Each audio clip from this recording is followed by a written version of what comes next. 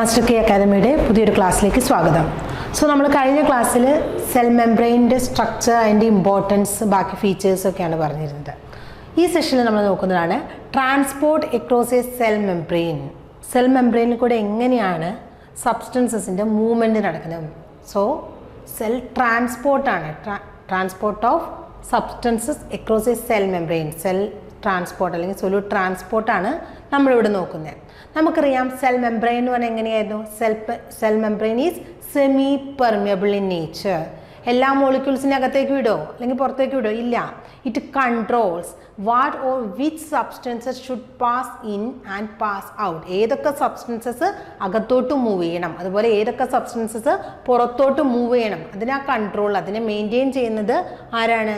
Cell മെംബ്രെയിൻ്റെ semi permeable നേച്ചറാണ്. So semi permeability എന്ന് പറഞ്ഞാൽ എന്താണ്? They have control over what molecules. എന്താണ് പറയുന്നത്? They have control over what molecules can or cannot pass through the cell membrane. So it determines, the phospholipid bilayer determines what molecules can pass into or out of the cell, which is controlled by the phospholipid bilayer by its semi-permeable nature. So some molecules can just drift in and out, and others require specialized structures. ചിലത് easily diffuse ചെയ്തു പോകും അല്ലേ, ആ semi permeable മെംബ്രെയിനിൽ കൂടെ അല്ലെങ്കിൽ നമ്മുടെ plasma മെംബ്രെയിനിൽ കൂടെ easily diffuse ചെയ്തു പോകും. ചിലതിലാണെന്നുണ്ടെങ്കിൽ ചില സ്പെഷ്യൽ സ്ട്രക്ചേഴ്സ്, ചാനൽസ് അല്ലെന്നുണ്ടെങ്കിൽ ട്രാൻസ്പോർട്ട് പ്രോട്ടീൻസ് ഒക്കെ ആവശ്യമാണ്. ചില സബ്സ്റ്റൻസസിൻ്റെയൊക്കെ മൂവ്മെൻറ്റിന്, ഇപ്പോൾ സോഡിയം പൊട്ടാഷ്യം ഒക്കെ ആണെന്നുണ്ടെങ്കിൽ അതിന് എനർജി ആവശ്യമാണ്, ATP ആവശ്യമാണ്. ഓക്കെ, സോ ഇതൊരു ഈ പിക്ചർ അല്ലെങ്കിൽ ഈ ഡയഗ്രാം എന്ന് പറയുന്നത് relative permeability of a pure phospholipid bilayer to various molecules and ions. ചില ഡിഫറെൻറ്റ് മോളിക്യൂൾസിനോടും അയോൺസിനോടൊക്കെ ഒരു സെമി പെർമിയബിൾ മെംബ്രെയിൻ അല്ലെങ്കിൽ നമ്മുടെ ഫോസ്ഫോലിപ്പിഡ് ബൈലെയർ, സെല്ലിൻ്റെ ഫോസ്ഫോലിപ്പിഡ് ബൈലെയർ എങ്ങനെയാണ് ആക്ട് ചെയ്യുന്നത്, അതിൻ്റെ പെർമിയബിലിറ്റി എങ്ങനെയാണെന്നാണ് കാണിച്ചിരിക്കുന്നത്. Relative permeability. For example gases carbon dioxide, nitrogen, അതുപോലെ തന്നെ ഓക്സിജൻ ഒക്കെ എങ്ങനെയാണ്? ദേ ആർ ഈസിലി പെർമിയബിൾ, അതായത് ഈസിലി ഡിഫ്യൂസേഴ്സ്. ഇതൊക്കെയാണ് carbon dioxide, nitrogen and oxygen. ഇതൊക്കെ easily diffuses in to the cell. Then small uncharged polar molecules. Next ഏതാണ്? Small uncharged polar molecules. So they are hydrophilic molecules, uncharged ആണ് and are small. ഇതിൽ ethanol എങ്ങനെയാണ്? Easily permeable ആണ്. ethanol is easily permeable. But water and urea എങ്ങനെയാണ്? They are slightly permeable. Impermeable അല്ല, but they are slightly permeable. Then large uncharged polar molecules like glucose and fructose, they are impermeable. എന്താണ്? Easily പെനിട്രേറ്റബിൾ ചെയ്യാനായിട്ട് പറ്റുമോ? ഇല്ല, they are impermeable. Glucose, fructose ഒക്കെ impermeable, അതിന് easily diffuse ചെയ്ത് സെല്ലിനകത്തോട്ടോ പുറത്തോട്ടോ വരാനായിട്ട് പറ്റില്ല. Next ions are also impermeable and the charged polar molecules are impermeable. So permeable, easily permeable ആയിട്ടുള്ളത് ഗ്യാസസും അതുപോലെ സ്മോൾ അൺചാർജ്ഡ് പോളാർ മോളിക്യൂൾസ് ആയിട്ടുള്ള എഥനോളും വാട്ടർ, യൂറിയ ഒക്കെ സ്ലൈറ്റ് പെർമിയബിലിറ്റി കാണിക്കുന്നുണ്ട്. പിന്നെ glucose, fructose, ions, charged polar molecules ഒക്കെ സ്ട്രിക്ട്ലി ഇംപെർമിയബിൾ. സോ അതൊക്കെ transport ചെയ്യണം വേണ്ടേ? ഇംപെർമിയബിൾ ആണെന്ന് പറഞ്ഞാൽ സെല്ലിൻ്റെ ഔട്ടർ സർഫസിൽ, ഇന്നർ സർഫസിൽ മാത്രം എഴുതാൽ മതി. ഇല്ല, അതിനെ അങ്ങോട്ടും ഇങ്ങോട്ടും മൂവ് ചെയ്യണം. എങ്കിൽ മാത്രമാണ് സെല്ലുലാർ ആക്ടിവിറ്റീസ് പോസിബിൾ ആവുള്ളൂ. സോ ആ മൂവ്മെൻറ്റിന് ഹെൽപ്പ് ചെയ്യാനായിട്ട് ഡിഫറെൻറ്റ് മെംബ്രെയിൻ പ്രോട്ടീൻസ് കാണും. സോ ഇത് അഗെയിൻ ആ പെർമിയബിലിറ്റി ആണ് കാണിക്കുന്നത്. അയോൺസ് എങ്ങനെയാണ്? ഇംപെർമിയബിൾ ആണ്. Larger molecules like sucrose, glucose ഇതൊക്കെ ഇംപെർമിയബിൾ ആണ്. Small non polar molecules permeable ആണ്. Small polar molecules like ethanol fully permeable ആണ്. ആൻഡ് വാട്ടർ ഒക്കെ എങ്ങനെയായിരുന്നു? They are slightly permeable. So movement across a cell membrane, energy. ചില സബ്സ്റ്റൻസസിൻ്റെ movement, ചിലത് easily diffuse ചെയ്യുന്നു എന്ന് പറഞ്ഞു. ചിലത് എങ്ങനെയാണ്? അതിന് ചില ചാനൽസ് ഒക്കെ ആവശ്യമാണ്. ചില മോളിക്യൂൾസ് അല്ലെങ്കിൽ സബ്സ്റ്റൻസസിൻ്റെ ട്രാൻസ്പോർട്ടിന് എനർജി ആവശ്യമാണ്. സോ എനർജി ആവശ്യം ഉണ്ടോ ഇല്ല എന്നതിനെ ഡിപ്പെൻഡ് ചെയ്തിട്ട് okay, is it need energy or not, അതിനെ ബേസ് ചെയ്തിട്ട് നമുക്ക് മൂവ്മെൻറ്റിനെ, സെല്ലുലാർ മൂവ്മെൻറ്റ് അല്ലെങ്കിൽ ട്രാൻസ്പോർട്ടിനെ രണ്ടായിട്ട് ക്ലാസിഫൈ ചെയ്യാം. They are active transport and passive transport. ഏതൊക്കെയാണ്? They are passive transport and active transport. Whether or not cell energy is used, cell energy use ചെയ്യുന്നുണ്ടോ ഇല്ലേ എന്നതിന് ബേസ് ചെയ്തിട്ട് രണ്ട് ടൈപ്പ് ട്രാൻസ്പോർട്ടാണുള്ളത്. They are passive transport and active transport. ഇവിടെ diagram നോക്കുമ്പോൾ തന്നെ മനസ്സിലാവും. ഇവിടെ എന്താ? ഒരു കുന്ന് അല്ലേ, ആ കുന്നിൻ്റെ മുകളിൽ ഒരാൾ നിന്നിട്ട് മുകളിൽ നിന്ന് താഴേക്ക് ഒരു കല്ലുരുട്ടിയിരുന്നു. അതിന് എനർജി ആവശ്യമുണ്ടോ? ഇല്ല, ജസ്റ്റ് തൊട്ടാൽ മതി, അത് മൂവ് ചെയ്ത് പൊക്കോളും. ഇവിടെ എങ്ങനെയാണ്? താഴെ നിന്ന് മുകളിലോട്ട് നമ്മളൊരു കല്ല് ഉരുട്ടി കൊണ്ടുവരിക. എളുപ്പം സാധിക്കുമോ? ഇല്ല, നമ്മുടെ എനർജിയൊക്കെ കുറേ പോകും. അതുപോലെ തന്നെയാണ് ഇവിടെ, അതിനെയാണ് നമ്മൾ active transport. So in the case of active transport ഇത് ഹാർഡാണല്ലേ, so that energy is needed. And in the case of passive transport no need of energy, energy ആവശ്യമില്ല. So passive transport, passive process, no energy, and active transport energy requirement is there. And 4 different processes are known by which substances move across the membrane. എങ്ങനെയാണ് substances ഈ membrane across ആയിട്ട് move ചെയ്യുന്നത്? 4 important mechanism ആണ് പറയുന്നത്. അപ്പോൾ സബ്സ്റ്റൻസസിൻ്റെ movement അല്ലെങ്കിൽ solute മൂവ്മെൻറ്റിന് എന്താണ് പറയുന്നത്? 4 ഡിഫറെൻറ്റ് മെക്കാനിസം പറയുന്നുണ്ട്. First one is simple diffusion through the membrane. മെംബ്രെയിനിൽ കൂടെ ഈസിലി ഡിഫ്യൂസബിൾ ആണ്. So they are called simple diffusion through the lipid bilayer. Simple diffusion through the lipid bilayer, for example gases അല്ലേ. Next one is simple diffusion through an aqueous protein lined channel. Simple diffusion ആണ്, അതായത് energy ഒന്നും ആവശ്യമില്ല, പക്ഷേ ഒരു channel വഴിയായിരിക്കും, ഒരു protein channel വഴിയായിരിക്കും മൂവ് ചെയ്യുന്നത്. And no energy is needed. And diffusion that is facilitated by a protein transporter. ചിലതിന് എന്താണ്? ഒരു പ്രോട്ടീൻ ട്രാൻസ്പോർട്ടർ ആവശ്യമാണ് മൂവ്മെൻറ്റിന്. Last one is active transport with the help of energy. Energy use ചെയ്തിട്ട് against concentration ഗ്രേഡിയൻറ്റിനാണെന്നുണ്ടെങ്കിൽ അതിന് നമ്മൾ active transport. So active transport require energy driven protein pump capable of moving substances against a concentration ഗ്രേഡിയൻ.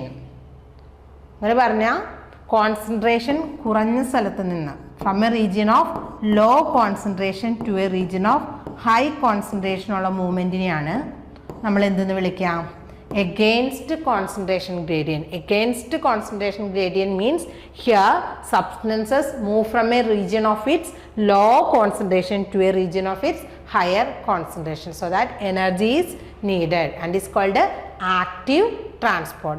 So simple diffusion and through channels, protein transporters and active transport. So first one, diffusion. Simple diffusion വഴിയാന്ന് പറഞ്ഞു. So എന്താണ് diffusion എന്ന് പറയുന്നത്? Diffuse ചെയ്യാന്ന് പറയും അല്ലേ. നമ്മളിപ്പോൾ ഒരു സ്പ്രേ ബോട്ടിൽ, ഇതൊക്കെ നമ്മൾ പണ്ടേ അറിഞ്ഞിരിക്കുന്നത്, ചെറിയ ക്ലാസ്സിൽ പഠിച്ചിട്ടുള്ളതാണ്. സ്പ്രേ അല്ലെന്നുണ്ടെങ്കിൽ നമ്മളൊരു അഗർബത്തി കത്തിച്ച് കഴിഞ്ഞാൽ എന്ത് പറ്റും? പെട്ടെന്ന് ആ സ്മെല്ല് പുറത്തോട്ടൊക്കെ എത്തും. അതിനെയാണ് ഡിഫ്യൂസ് എന്ന് പറയുന്നത്. സോ ഡിഫ്യൂഷൻ എന്ന് പറഞ്ഞാൽ എന്താണ്? It is a spontaneous process. ഒരു സ്പോണ്ടേനിയസ് പ്രോസസ്സ് അല്ലേ. നമ്മളിപ്പോൾ സ്പ്രേ ചെയ്താൽ പെട്ടെന്ന് അങ്ങ് എത്തും, അല്ലാണ്ട് 1 മണിക്കൂറോ 2 മണിക്കൂറോ കഴിയണ്ട. So it is a spontaneous process in which, എങ്ങനെയാണ് ഇവിടെ സബ്സ്റ്റൻസസിൻ്റെ മൂവ്മെൻറ്റ് എനർജി ആവശ്യമാണോ? In which substances move from a region of its higher concentration to a lower concentration until they become equal. ഇങ്ങനെയാണ് ഒരു ഹയർ കോൺസെൻട്രേഷൻ റീജിയൻ നിന്ന്. ഇപ്പോൾ ഇവിടെ കുറേ മോളിക്യൂൾസ് ഉണ്ടെന്ന് വിചാരിക്കുക. ഇവിടെ ഒരു സെമി പെർമിയബിൾ മെംബ്രെയിൻ, ഇവിടെ നിന്ന്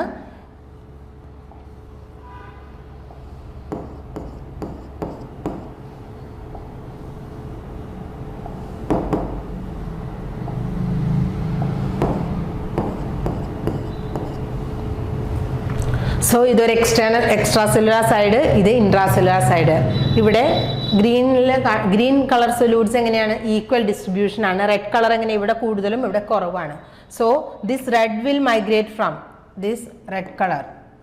ഓക്കെ, ഇതേതെങ്കിലും ഒരു സബ്സ്റ്റൻസസ് സൊല്യൂട്ടാണെന്ന് വിചാരിക്കും. It will migrate from here to its lower concentration. So diffusion എന്ന് പറഞ്ഞാൽ it is the spontaneous movement. It is a It is a spontaneous movement of substances from a region of its higher concentration to its lower concentration until they become equal.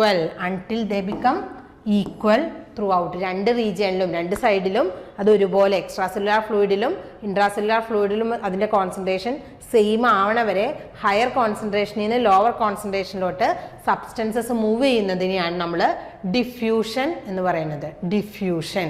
So ഇവിടെ movement എങ്ങനെയാണ്? Under a concentration gradient. Under a concentration gradient. So type of diffusion, രണ്ട് type diffusion ആണ് വരുന്നത്. They are simple diffusion and facilitated diffusion. എന്തൊക്കെയാണ്? Simple diffusion and facilitated diffusion. Simple diffusion എന്ന് പറഞ്ഞാൽ in which substances move through A semi permeable membrane or in a solution without any help from transport proteins. Transport പ്രോട്ടീൻസിന്റെ help ഒന്നും വേണ്ട. ഇതൊരു semi permeable membrane ആണെന്നുണ്ടെങ്കിൽ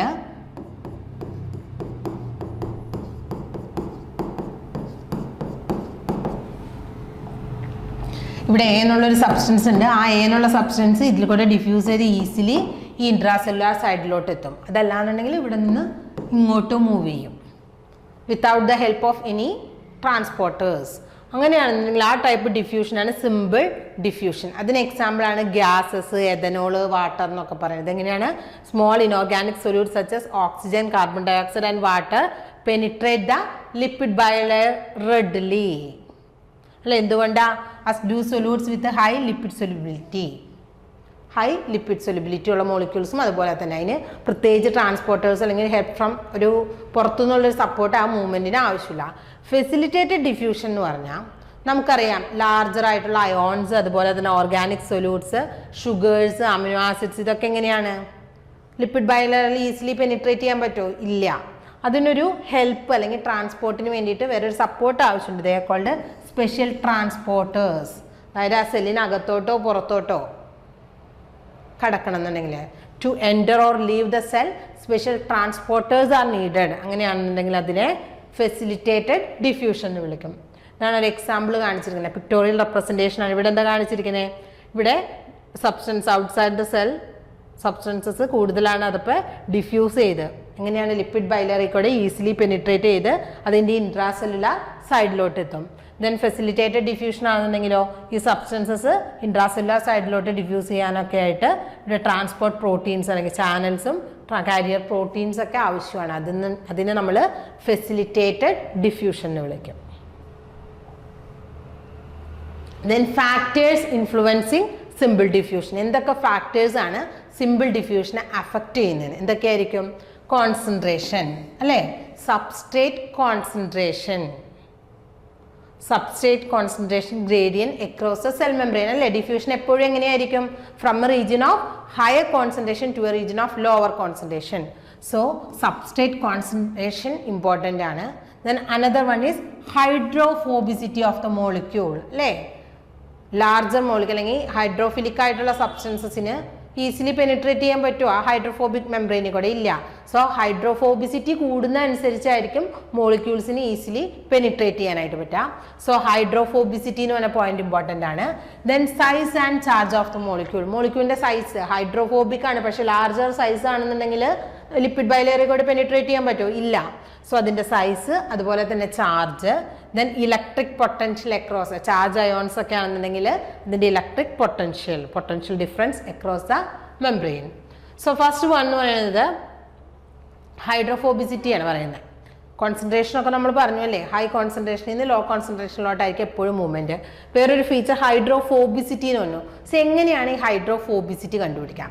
so hydrophobicity എന്ന് പറയുന്നത് ഒരു മെഷർമെൻ്റ് ആണ്. അത് എന്തിൻ്റെ ബേസിസിലാണ് പറയാം? Partition coefficient. Hydrophobicity or polarity or non polarity എന്ന് പറയുന്നത് എങ്ങനെ കണ്ടുപിടിക്കുക? അതിൻ്റെ പാർട്ടിഷൻ കോഎഫിഷ്യൻറ്റിനെ നോക്കിയിട്ടാണ്. Partition coefficient is represented by K. ഇങ്ങനെയാണ് പാർട്ടിഷൻ കോഎഫിഷ്യൻറ്റ് കണ്ടുപിടിക്കുക. പാർട്ടിഷൻ കോഎഫിഷ്യൻറ്റ് എന്ന് പറയുന്നത് it is the ratio of solubility of a substance in a non polar solvent. എന്താണ് പറയുന്നത്? പാർട്ടിഷൻ കോഎഫിഷ്യൻ്റ് എന്ന് പറയുന്നത് it is the ratio of solubility of a substance in a non polar solvent. ഒരു non polar സോൾവെൻറ്റിൽ സബ്സ്റ്റൻസിനുള്ള ഒരു particular സബ്സ്റ്റൻസിനുള്ള സൊല്യൂബിലിറ്റിയുടെ റേഷ്യോനെയാണ് partition coefficient K എന്ന് പറയുന്നത്. ഈ graph നോക്കാം. ഇവിടെ relationship between partition coefficient and permeability ആണ് കാണിച്ചിരിക്കുന്നത്. ഇവിടെ എന്താ സംഭവിക്കുന്നത്? പാർട്ടീഷൻ കോഎഫിഷ്യൻറ്റ് കൂടുന്നതനുസരിച്ച് പെർമിയബിലിറ്റിക്ക് എന്ത് സംഭവിച്ചു? പെർമിയബിലിറ്റിയും കൂടുന്നുണ്ട്. സോ എന്താണ് അതിൻ്റെ മീനിങ്? പാർട്ടീഷൻ കോഎഫിഷ്യൻറ്റ് കൂടുക എന്ന് പറഞ്ഞാൽ ആ പർട്ടിക്കുലർ സബ്സ്റ്റൻസസിൻ്റെ ഹൈഡ്രോഫോബിസിറ്റി കൂടുതലായിരിക്കും. സോ എന്താണ് പറയുന്നത്? Partition coefficient K കൂടുതലാണെന്നുണ്ടെങ്കിൽ hydrophobicity property എങ്ങനെയായിരിക്കും? ഹൈഡ്രോഫോബിസിറ്റി എന്ന് പറയുന്നത് കൂടുതലായിരിക്കും. കൂടുതൽ ഹൈഡ്രോഫോബിക് ആയിട്ടുള്ള മോളിക്യൂളിൻ്റെ മൂവ്മെൻറ്റ് എങ്ങനെയായിരിക്കും? അത് ഈസിലി പെർമിയബിൾ ആയിരിക്കും. സോ പെർമിയബിലിറ്റിയും കൂടുതലായിരിക്കും. ഇതാണ് പറയുന്നത് പാർട്ടീഷൻ കോഎഫിഷ്യൻറ്റ് കൂടിയ ഹൈഡ്രോഫോബിസിറ്റി ഇൻക്രീസ് ചെയ്യും, അതുകൊണ്ട് തന്നെ പെർമിയബിലിറ്റിയും കൂടുതലായിരിക്കും. അതാണ് ഈ ഗ്രാഫിൽ ഡെപ്പിക്റ്റ് ചെയ്തിരിക്കുന്നത്. ഇതിൽ A B C D E എന്ന് പറഞ്ഞ് മാർക്ക് ചെയ്തിരിക്കുന്നതൊക്കെ ഡിഫറെൻറ്റ് സബ്സ്റ്റൻസസ് ആണ്. ഓക്കെ, എ എന്ന് പറയുന്നത് സൂക്രോസ്, പിന്നെ മാനിറ്റോൾ, അരാബിനോസ്, അങ്ങനെ ഡിഫറെൻറ്റ് സബ്സ്റ്റൻസസ് ആണ് കാണിച്ചിരിക്കുന്നത്. അതിൻ്റെ ഓരോന്നിൻ്റെയും partition coefficient. So partition coefficient കൂടുതലുള്ള സബ്സ്റ്റൻസസ് കൂടുതൽ പെർമിയബിൾ അല്ലെങ്കിൽ മോർ ഈസിലി പെർമിയബിൾ ആയിരിക്കും. സോ ഇതിനെന്താ ഹയർ പാർട്ടീഷൻ കോഎഫിഷ്യൻറ്റ് എന്താണ് പറയുന്നത്? A higher partition coefficient signifies greater lipid solubility. ലിപ്പിഡിൽ സൊല്യൂബിൾ ആവാനാണ് അത് കൂടുതൽ ഹൈഡ്രോഫോബിക് ആയിരിക്കും. And faster diffusion across the cell membrane. Hydrophobicity കൂടുമ്പോൾ എന്താണ് സംഭവിക്കുന്നത്? അതായത് പാർട്ടീഷൻ കോഎഫിഷ്യൻറ്റ് കൂടുക എന്ന് പറഞ്ഞാൽ അവിടെ ലിപ്പിഡ് സൊല്യൂബിലിറ്റി കൂടുതലായിരിക്കും. And the permeability is also faster. Another factor determining the rate എന്ന് പറയുന്നത്, ഇപ്പം നമ്മൾ എന്താണ് പറഞ്ഞത്? അതിൻ്റെ മെംബ്രെയിൻ പെർമിബിലിറ്റി ഓർ ദ ഹൈഡ്രോഫോബിസിറ്റിയാണ് പറഞ്ഞത്. നെക്സ്റ്റ് ഈസ് സൈസ് വെക്കും. For example, if two substances A B എന്ന് പറഞ്ഞ് രണ്ട് സബ്സ്റ്റൻസസ് ഉണ്ട്, എ ആൻഡ് ബി രണ്ട് സബ്സ്റ്റൻസസ് ഉണ്ട്. ഈ രണ്ട് സബ്സ്റ്റൻസസിൻ്റെയും ഹൈഡ്രോഫോബിസിറ്റി ആണ്. ഹൈഡ്രോഫോബിസിറ്റി എന്ന് പറയുന്നത് ഓൾമോസ്റ്റ് ഈക്വൽ. എയുടെയും ബിയുടെയും ഹൈഡ്രോഫോബിസിറ്റി എന്ന് പറയുന്നത് ഓൾമോസ്റ്റ് ഈക്വൽ ആണ്. എയുടെയും ബിയുടെയും ഹൈഡ്രോഫോബിസിറ്റി എന്ന് പറയുന്നത് ഈക്വൽ ആണ്. സോ ഏത് മോളിക്യൂളാണ് ഫാസ്റ്ററായിട്ട് മൂവ് ചെയ്യുക എന്ന് ചോദിച്ചാൽ എങ്ങനെ മനസ്സിലാക്കാം? നെക്സ്റ്റ് നമ്മൾ നോക്കേണ്ടത് അതിൻ്റെ സൈസാണ്. സോ ഹൈഡ്രോഫോബിസിറ്റി സെയിം ആണെന്നുണ്ടെങ്കിൽ അതിൽ രണ്ട് ഹൈഡ്രോഫോബിസിറ്റി സെയിം ആയിട്ടുള്ള രണ്ട് സബ്സ്റ്റൻസസ് ഉണ്ടെങ്കിൽ അതിൽ എളുപ്പം മൂവ് ചെയ്യണത് ഏതായിരിക്കും? സൈസ് കുറഞ്ഞതായിരിക്കും. So the smaller molecule tends to penetrate the lipid bilayer of the membrane. Smaller uncharged ഏതാണ്? Small uncharged molecules penetrate very rapidly through the cell membrane. So ഇതാണ് ഫാക്ടേഴ്സ് അഫക്റ്റിംഗ് ഡിഫ്യൂഷൻ എന്ന് പറയുന്നത്. Next, diffusion of water through the semi permeable membrane. വാട്ടറിൻ്റെ permeability അല്ലെങ്കിൽ diffusion, ഇതിനെയാണ് നമ്മൾ osmosis എന്ന് പറയുന്നത്. വാട്ടർ സ്ലൈറ്റ്ലി പെർമിയബിൾ ആണെന്ന് പറഞ്ഞു അല്ലേ? വാട്ടറിന് ലിപ്പിഡ് ബൈലറിൽ കൂടെ പെർമിബിലിറ്റി അല്ലെങ്കിൽ മൂവ് ചെയ്യാനായിട്ട് സാധിക്കും, പക്ഷെ ദേ ആർ സ്ലൈറ്റ്ലി പെർമിയബിൾ. സോ ഇവിടെ നോക്കിക്കഴിഞ്ഞാൽ ഈ പ്രോസസ്സിനെയാണ് നമ്മൾ ഓസ്മോസിസ് എന്ന് പറയുന്നത്. സോ ഓസ്മോസിസ് ഡെഫിനിഷൻ കൊടുക്കുകയാണെന്നുണ്ടെങ്കിൽ നമുക്ക് പറയാം, ഓസ്മോസിസ് ഈസ് ദ മൂവ്മെൻറ്റ്. എന്തിൻ്റെ movement? Water molecules. It is the movement of water molecules from a region of low solute concentration. എവിടെ നിന്നാ?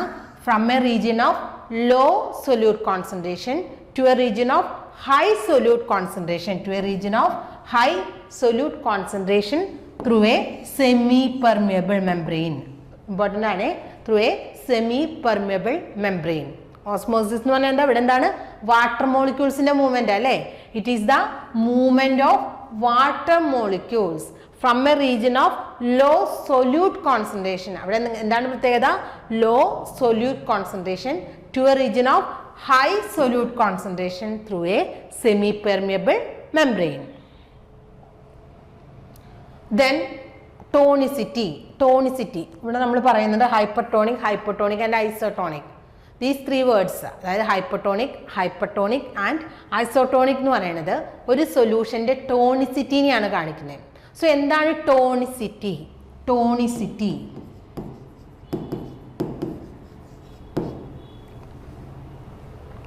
ടോണിസിറ്റി എന്ന് പറയുന്നത് it is A solute concentration in a solution. ഒരു സൊല്യൂഷനിലുള്ള സൊല്യൂട്ടിൻ്റെ കോൺസെൻട്രേഷനെയാണ് നമ്മൾ ടോണിസിറ്റി എന്ന് പറയുന്നത്. Okay, solute concentration of A solute concentration in a solution. ഒരു സൊല്യൂഷനിൽ ഒരു പർട്ടിക്കുലർ സബ്സ്റ്റൻസസിൻ്റെ അല്ലെങ്കിൽ സൊല്യൂട്ട് കോൺസെൻട്രേഷനെയാണ് ടോണിസിറ്റി എന്നുള്ള ടേം കൊണ്ട് എക്സ്പ്ലെയിൻ ചെയ്യുന്നത്. So hypertonic, hypertonic and isotonic. Hypertonic, hypertonic, അവിടെ ഒരു കമ്പാരിസൺ ആണല്ലേ. നമ്മൾ ഒരു ബീക്കർ ഉണ്ട്, അതിലൊരു സെമി പെർമിയബിൾ മെമ്പറൈൻ വെച്ച് അതിൻ്റെ രണ്ട് കമ്പാർട്ട്മെൻ്റ് ആക്കി. സോ ഇവിടെ എ എന്ന് പറയാം, ഇവിടെ ബി എന്ന് പറയാം. ഫസ്റ്റ് വൺ ഈസ് ഹൈപ്പർട്ടോണിക് എന്ന് പറഞ്ഞാൽ A solution is hypertonic. A solution is hypertonic എന്നാണ് പറയുന്നത്. ഹൈപ്പർട്ടോണിക് മീൻസ് ഹൈപ്പർ എന്ന് പറഞ്ഞാൽ കൂടുതൽ. ടോണിസിറ്റി എന്തിനാ? സൊല്യൂട്ടിൻ്റെ കോൺസെൻട്രേഷൻ. സോ ഹൈപ്പർട്ടോണിക് സൊല്യൂഷൻ എന്ന് പറഞ്ഞാൽ എന്താണ്? Here solute concentration is high. എന്താണ്? Solute concentration is high. In hypertonic solution solute concentration is high compared to the next, അല്ലേ? സൊല്യൂട്ട് കോൺസെൻട്രേഷൻ കൂടുതലായിരിക്കും. സോ നമുക്ക് പറയാം, when two compartments of different solute concentration are separated by a semi-permeable membrane, the compartment of higher solute concentration, ഏതാണ്? Higher solute concentration ഉള്ള ആ കമ്പാർട്ട്മെന്റിനെയാണ് ഹൈപ്പർട്ടോണിക് സൊല്യൂഷൻ. എന്താണ് വിളിക്കുന്നത്? Hypertonic solution or the hyper osmotic. വേറൊരു ടേമാണ് ഹൈപ്പർ ഓസ്മോട്ടിക്. എന്തൊക്കെയാണ് വിളിക്കുന്നത്? Hypertonic or hyper osmotic. രണ്ട് compartment ഉണ്ട്, രണ്ട് കമ്പാർട്ട്മെന്റിൽ രണ്ട് സൊല്യൂഷൻ ഉണ്ടെന്ന് വിചാരിക്കാം. അപ്പോൾ ഏതിലാണോ ഹയർ സൊല്യൂട്ട് കോൺസെൻട്രേഷൻ ഉള്ളത്, ഇവിടെ എ എന്ന് പറഞ്ഞു അല്ലേ, ഏത് കമ്പാർട്ട്മെന്റിലാണോ ഹയർ സൊല്യൂട്ട് കോൺസെൻട്രേഷൻ ഉള്ളത് അതിനെ നമ്മൾ hypertonic solution or hyper osmotic solution എന്ന് പറയും.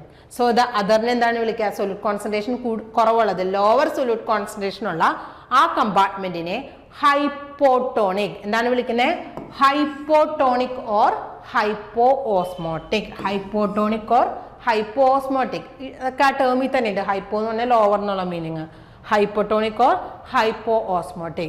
If the solute concentration of these two regions are same, ഈ രണ്ട് റീജിയനിലെയും സൊല്യൂട്ട് കോൺസെൻട്രേഷൻ സെയിം ആണെന്നുണ്ടെങ്കിലോ അങ്ങനെയുള്ള സൊല്യൂഷൻ നമ്മൾ വിളിക്കുന്ന പേരാണ് isotonic or iso osmotic. Isotonic or iso osmotic. So ടോണിസിറ്റിനെ ബേസ് ചെയ്തിട്ട് ഇവിടെ സൊല്യൂഷനെ മൂന്നായിട്ട് ക്ലാസിഫൈ ചെയ്യാം. എന്നെങ്ങനെയൊക്കെയാണ്?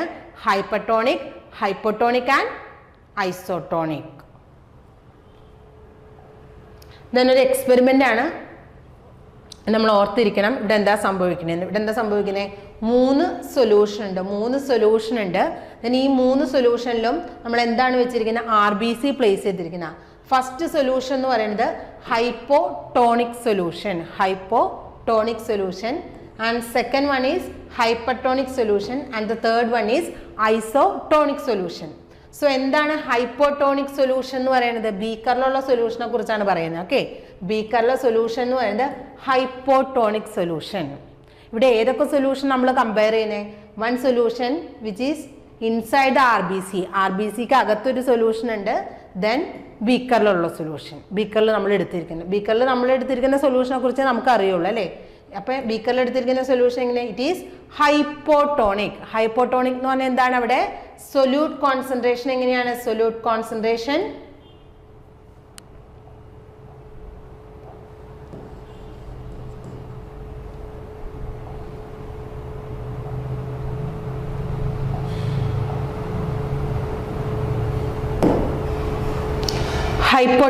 ഹൈപ്പോട്ടോണിക് സൊല്യൂഷൻ എന്ന് പറഞ്ഞാൽ ഇവിടെ സൊല്യൂട്ട് കോൺസെൻട്രേഷൻ കുറവാണ് അല്ലേ. Compare to RBC solute concentration is less here. അപ്പൊ എങ്ങനെയായിരിക്കും movement? Compare to RBC solute concentration is less here. ഇവിടെ ഓസ്മോസിസ് എന്ന് പറഞ്ഞ പ്രോസസ്സാണ് നടക്കുന്നത് അല്ലേ, ഓസ്മോസിസ്. സോ ഓസ്മോസിസ് പറയുമ്പോൾ ഇവിടെ എന്താ സംഭവിക്കുന്നത്? ഓസ്മോസിസ് എന്ന് പറഞ്ഞാൽ it is a movement of water molecules അല്ലേ. ഓസ്മോസിസിൽ വാട്ടർ മോളിക്യൂൾസിന്റെ മൂവ്മെന്റ് ആണ് നടക്കുന്നത് from a region of low solute concentration. അപ്പൊ എവിടെയാണ് ലോ സൊല്യൂട്ട്? ബീക്കറിൽ അല്ലേ. From a region of low solute concentration to a region of higher solute concentration. So ഇവിടെ എന്താ സംഭവിക്കുന്നത്? Water molecules will move from the solution taken in the beaker to the RBC. RBCക്ക് അകത്തോട്ട് water molecules move ചെയ്യും. അങ്ങനെ ഒരുപാട് water ചെന്ന് കഴിയുമ്പോൾ സെല്ലിന് എന്ത് പറ്റും? സെൽ വിൽ സ്വെൽ, ടർജ്ഡ് ആയിരിക്കും അല്ലേ? സ്വെല്ല് ടർജ്ഡ് ആയിട്ട് മാറും.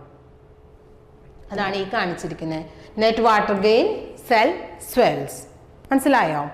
Next is hypertonic solution. Hypertonic solution എന്ന് പറഞ്ഞാൽ എന്തായിരുന്നു? നമ്മൾ ബീക്കറിൽ എടുത്തിരിക്കുന്ന സൊല്യൂഷനിൽ സൊല്യൂട്ട് കോൺസെൻട്രേഷൻ എന്ന് പറയുന്നത് കൂടുതലാണ് compared to RBC, inner side of the RBC. So എന്താണ് മൂവ്മെന്റ് നടക്കുക? Water molecules will move from RBC cytoplasm to the എങ്ങോട്ടാണ്? Outer environment. സോ RBCക്ക് എന്താ സംഭവിക്കുക? എന്താ സംഭവിക്കുന്നത്? RBC will shrink, cell will shrink, സെല്ലിന് ഷ്രിങ്കേജ് ഉണ്ടാകും, സെൽ വിൽ ഷ്രിങ്ക്. എന്താ കാരണം? അവിടെ വാട്ടർ ലോസ് ഉണ്ടായി. Next isotonic solution. RBCക്ക് അകത്തും അതുപോലെ തന്നെ വാട്ടറിലും എന്ത് സംഭവിക്കുന്നു? സൊല്യൂട്ട് കോൺസെൻട്രേഷൻ സെയിം ആണ്, ഈക്വൽ ആണ്. സോ എന്താ സംഭവിക്കുക? No net loss or gain. വാട്ടറിന്റെ ലോസും ഇല്ല, ഗെയിനും ഇല്ല. So remains same, cell size remains the same. So ഒരു ഹൈപ്പോട്ടോണിക് സൊല്യൂഷനിൽ സെല്ല് പ്ലേസ് ചെയ്താൽ സെല്ലിന്റെ സൈസ് ഇൻക്രീസ് ചെയ്യും.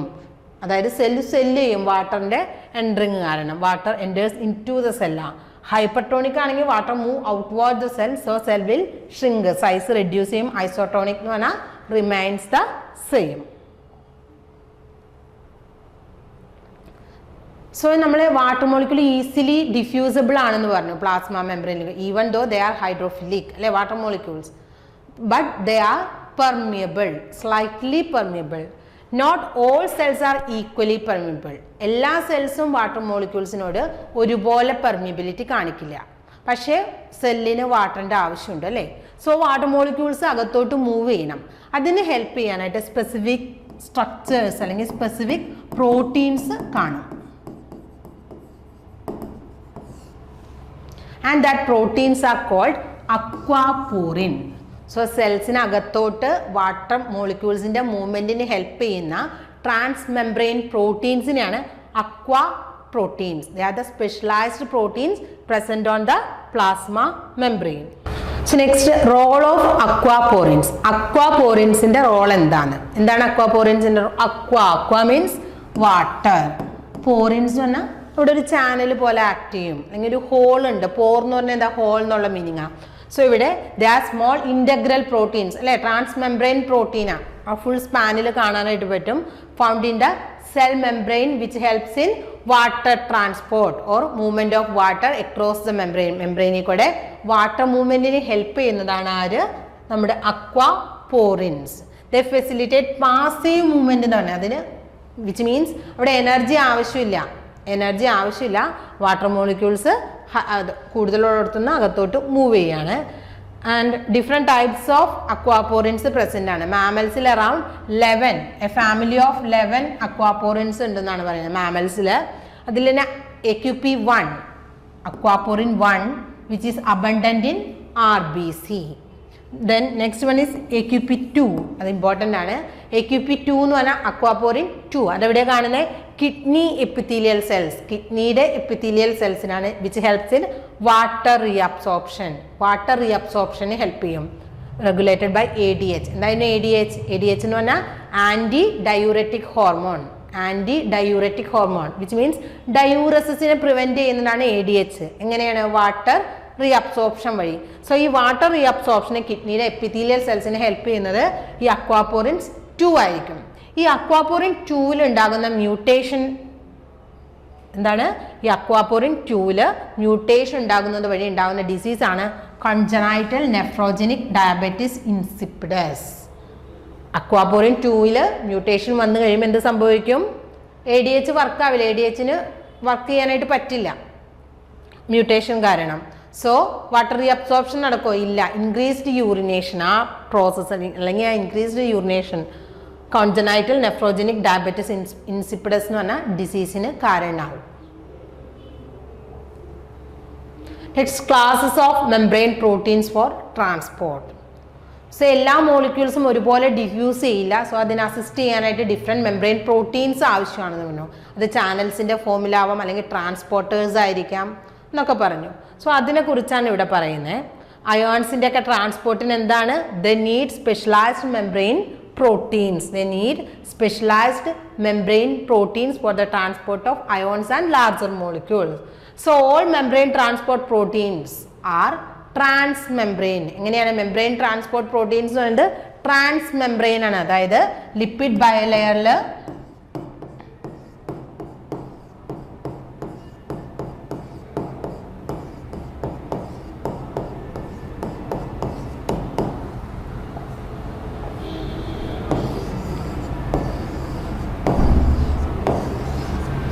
എല്ലാ ട്രാൻസ്പോർട്ട് മെംബ്രെയിൻ പ്രോട്ടീൻസും എങ്ങനെയായിരിക്കും? എല്ലാ മെംബ്രെയിൻ ട്രാൻസ്പോർട്ട് പ്രോട്ടീൻസും ട്രാൻസ്മെംബ്രെയിൻ ആയിരിക്കും. കാരണം എന്താ? ഒരു ലീഫ്ലെറ്റിൽ മതിയോ? അല്ല, താഴേക്ക് വന്നെങ്കിൽ മാത്രമാണ് ഇന്നർ സൈറ്റോപ്ലാസിലോട്ട് മൂവ്മെന്റ് പോസിബിൾ ആവുള്ളൂ. Say they are all of them are transmembrane proteins and containing multiple spanning segments. നമ്മൾ പറഞ്ഞു കഴിഞ്ഞ ക്ലാസ്സിൽ എന്താ പറഞ്ഞത്?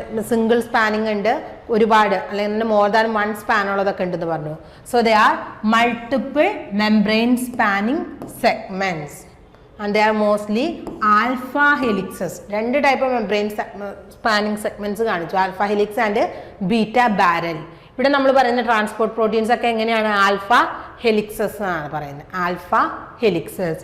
And by forming a protein lined pathway across the membrane. എന്താണ്? ഒരു പ്രോട്ടീൻ ലൈൻഡ് പാത്വേ ഒരുക്കും. സോ അതിൽ ഈസിലി സബ്സ്റ്റൻസസിന് മൂവ് ചെയ്യാനായിട്ട് പറ്റും. Next membrane transport proteins. Membrane transport പ്രോട്ടീൻസിന് 3 ക്ലാസ്സസ് ആണ് വരുന്നത്. First one is channels. First one എന്താണ്? Channels. And the second one is transporters. രണ്ടാമത്തെ ഒരു കാറ്റഗറിയാണ് transporters. And the third category is the ATP powered pumps. So this is the active transport. ATP powered pumps ആണ് ഇതിൽ വരുന്ന active transport.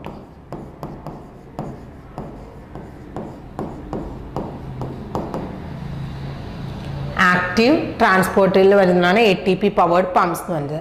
So membrane transport proteins 3 category ഉണ്ട്. They are channels, transporters and ATP powered pumps. First one channels. Channels എന്താണ്? Channels എന്ന് പറയുന്നത് വാട്ടറൊക്കെ പോകുന്നല്ലേ, അതുപോലെ തന്നെയാണ് ഇവിടെ. Channels transport water specific ions or hydrophilic small molecule across the membrane down their concentration gradient or the electric potential gradient. ഇതാണ് അവിടെ പറയുന്നത്. ചാനൽസ് വഴി ഏതൊക്കെ മൂവ് ചെയ്യുന്നത്? വാട്ടർ, അതുപോലെ തന്നെ small ions, small hydrophilic specific ions, small molecules, അതുപോലെ specific ions, hydrophilic ആയിട്ടുള്ള സ്മോൾ സബ്സ്റ്റൻസസ് ഒക്കെയാണ് ഈ ചാനൽസ് വഴി മൂവ് ചെയ്യുന്നത്. And they are down their concentration gradient, which means from a region of high concentration to a region of lower concentration. High to lower ആയിരിക്കും substances, അതിൻ്റെ higher കോൺസെൻട്രേഷനിൽ നിന്ന് lower കോൺസെൻട്രേഷനിലേക്കായിരിക്കും move ചെയ്യുക through this channel. So energy ആവശ്യമുണ്ടോ? Energy അവിടെ ആവശ്യമില്ല, no energy. അപ്പോൾ ഇവിടെ എന്താണ്? ദേ റിക്വയർ ട്രാൻസ്പോർട്ട് പ്രോട്ടീൻസ്. അവർക്ക് ട്രാൻസ്പോർട്ടിന് പ്രോട്ടീൻസ് ആവശ്യമുണ്ടോ? പക്ഷെ എനർജി ആവശ്യമുണ്ടോ? ഇല്ല. എനർജി ആവശ്യമില്ലാത്ത ട്രാൻസ്പോർട്ടിന് നമ്മൾ ഏത് കാറ്റഗറിയിലാണ് ഉൾപ്പെടുത്തുക? They are passive transport. എന്താ പറയുന്നത്? They are passive transport or facilitated diffusion. എന്താണ് പറയുന്നത്? It is also known as facilitated diffusion. Diffusion എന്ന് പറഞ്ഞാൽ എന്തായിരുന്നു? Movement of molecules from a region of higher concentration to its lower concentration ആണ് diffusion. Facilitated diffusion എന്ന് പറഞ്ഞാൽ ആ ഡിഫ്യൂഷനെ assist ചെയ്യാനായിട്ട് അവർക്ക് സ്പെസിഫിക് ആയിട്ടുള്ള ട്രാൻസ്പോർട്ട് പ്രോട്ടീൻസ് ആവശ്യമാണ്. അതുകൊണ്ടാണ് അതിനെ facilitated diffusion or facilitated transport എന്ന് വിളിക്കുന്നത്. സോ ചാനൽസിന് എങ്ങനെയാണ്? ഒരു ഹൈഡ്രോഫിലിക് ട്യൂബ് ഉണ്ട്, അതുവഴിയാണ് മോളിക്യൂൾസ് ഒക്കെ മൂവ് ചെയ്യുന്നതെന്നാണ് പറയുന്നത്. Downhill movement. Down the concentration ഗ്രേഡിയന്റിനെ വിളിക്കുന്ന വേറൊരു പേരാണ് ഡൗൺ ഹിൽ മൂവ്മെന്റ്. 2 മൂവ്മെന്റ് പറയും, downhill and up hill.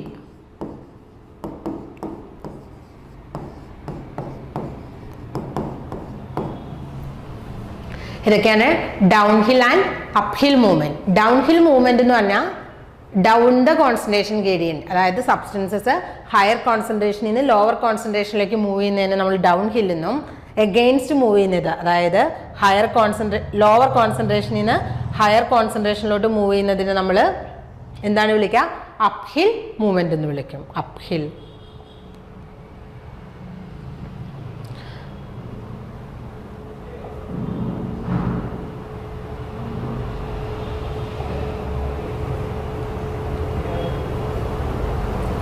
Then നമ്മൾ ചാനൽസിനെ കുറിച്ചാണ് പറഞ്ഞുകൊണ്ടിരിക്കുന്നത് അല്ലേ? ചാനൽസ്. ഈ ചാനൽസ് ചിലതാണെന്നുണ്ടെങ്കിൽ എപ്പോഴും ഓപ്പൺ ആയിരിക്കും. രണ്ട് ടൈപ്പ് ചാനൽസ് ആണ് മെയിനായിട്ട് പറയുന്നത്. Gated channels and non gated channels. Gated channels and non gated channels. എപ്പോഴും ഓപ്പൺ ആയിട്ടുള്ളതിനെ നോൺ ഗേറ്റഡ് ചാനൽസ് എന്ന് വിളിക്കും.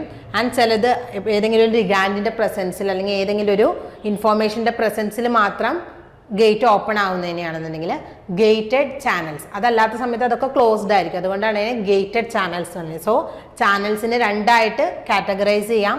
Open only in the response to specific chemicals or electrical signals ആണെന്നുണ്ടെങ്കിൽ അതിനെ gated channels. They are referred to as gated channels or non-gated channels. Some are always open. Some are always open. They are called non-gated channels. And these channels are very selective for the type of molecule they transport. Channels specific ആയിരിക്കും. ഇവിടെ ഒരു channel ഉണ്ട്. ഈ ചാനലിൽ കൂടെ സോഡിയത്തിനും പൊട്ടാഷ്യത്തിനും അല്ലെങ്കിൽ വാട്ടറിനും അതുപോലെ എഥനോളിനും എല്ലാത്തിനും മൂവ് ചെയ്യാനായിട്ട് പറ്റില്ല. സ്പെസിഫിക് ചാനൽസ് ആയിരിക്കും. For example aquaporins. അക്വാപോറിൻസ് എന്നൊരു ചാനൽ വഴി എന്ത് മാത്രം മൂവ് ചെയ്യുള്ളൂ? വാട്ടർ മാത്രമായിരിക്കും മൂവ് ചെയ്യാം. So channels are highly specific for a particular molecule that they transport. രണ്ട് ടൈപ്പ് ചാനൽസിൻ്റെ ഏതൊക്കെയായിരുന്നു? Gated and non gated. Then major categories of gated channels. Gated channelsനെ again classify ചെയ്തിട്ടുണ്ട്. Gated channelsനെ വീണ്ടും ക്ലാസിഫൈ ചെയ്തിട്ടുണ്ട്. എന്തിൻ്റെ ബേസിസിലാണ് ആ ഗേറ്റ് ഓപ്പൺ ആവുന്നതിന് ബേസിൽ? ഞാൻ പറഞ്ഞ എന്തെങ്കിലും ഒരു പർട്ടിക്കുലർ സിഗ്നൽ വേണം അല്ലേ? ആ ഗേറ്റ് ഓപ്പൺ ആയിട്ട് ആ പർട്ടിക്കുലർ മോളിക്യൂൾ മൂവ് ചെയ്യണമെന്നുണ്ടെങ്കിൽ ഒരു സിഗ്നൽ അല്ലെങ്കിൽ ഒരു ഇൻഫോർമേഷൻ പാസ് ചെയ്ത് വരണം. സോ ഇവിടെ information in the form of voltage ആണെന്നുണ്ടെങ്കിൽ, അതായത് ഇലക്ട്രിക് പൊട്ടൻഷ്യലുള്ള ഡിഫറൻസ് കാരണം ഗേറ്റ് ഓപ്പൺ ആവും. അങ്ങനെയുള്ള ചാനൽസിനെ voltage gated channels, voltage gated channels വിളിക്കും. അവിടെ എന്താണ് ആ സിഗ്നൽ എന്ന് പറയുന്നത്? Difference in ionic charge on the 2 sides of a plasma membrane. Plasma മെംബ്രെയിൻ്റെ 2 സൈഡിലുള്ള അയണിക് ചാർജിലുള്ള ഡിഫറൻസ് കാരണം ഒരു പർട്ടിക്കുലർ ഗേറ്റ് ഓപ്പൺ ആവാണ്. അതാണ് അതിനെ ട്രിഗർ ചെയ്യുന്ന ഫാക്ടർ എന്നുണ്ടെങ്കിൽ ആ ടൈപ്പ് ഗേറ്റിനെയാണ് നമ്മൾ വോൾട്ടേജ് ഗേറ്റഡ് ചാനൽസ് എന്ന് വിളിക്കാം. And next category is the ligand gated channels. Ligand gated, ligand അല്ലേ? ligand gated നമ്മൾ റിസപ്റ്റർ ലിഗാൻഡ്സ് എന്നൊക്കെ പഠിച്ചിട്ടുണ്ട്, അല്ലെങ്കിൽ എൻസൈം ലിഗാൻഡ് എന്നൊക്കെ പഠിച്ചിട്ടുണ്ട്. സോ ഇവിടെ എന്തായിരിക്കും? ഒരു particular binding of specific ligand, binding of specific molecule, അതിനെയാണ് ലിഗാൻഡ് എന്ന് വിളിക്കുന്നത്. Which trigger the opening of particular gate അല്ലെങ്കിൽ ആ ചാനൽ. ആ ചാനലിൽ ഒരു ഗേറ്റ് ഇങ്ങനെ അടച്ചു വെച്ചിരിക്കുക എന്ന് വിചാരിക്കാം. സോ ഇതൊരു ചാനല്. ഈ ചാനലിൽ എങ്ങനെ ഇവിടെ ഒരു ഗേറ്റ് ഉണ്ട്. ആ ഗേറ്റ് എങ്ങനെയാണോ ഓപ്പൺ ആവുന്നത്? ഇവിടെ വന്ന് ഒരു സ്പെസിഫിക് ലിഗാൻഡ് മോളിക്യൂൾ ബൈൻഡ് ചെയ്യുമ്പോൾ എന്താ സംഭവിക്കുക? ഒരു സ്പെസിഫിക് ലിഗാൻഡ് മോളിക്യൂൾ ബൈൻഡ് ചെയ്യും.